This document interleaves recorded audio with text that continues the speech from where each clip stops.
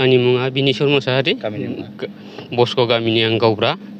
बे लामाया सिगाङाव माबायदिमोन? बे लामाया बहुद गोबावनिफ्राय गोग्लैसोनानै थाबाय।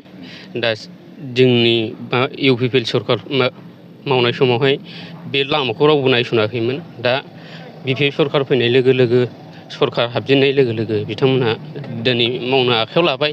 बिनि थाखाय जोङो गामियैनो गोजोननाय जासियो आरो जोंहा जोबोद खुसि आरोखि लामा जानायनि थाखाय। मानसिफ्रा थांलाय फैलाय खालामो?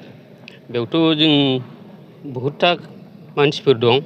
माने जोंनाव गामि दरथामा गोग्लैयो आरोखि बे लामाजों थांलाय फैलाय हान्थिनाय लामाया। बाजार जाफैनांगौ स्कुलाव फैनाय हान्थिनाया।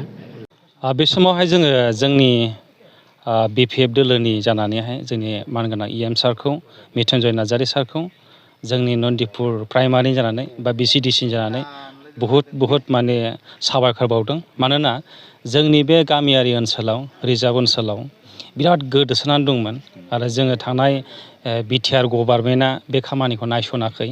रायजो राजाया बहुद हान्था मेलानि थाखाय बहुद भुगिनांदों।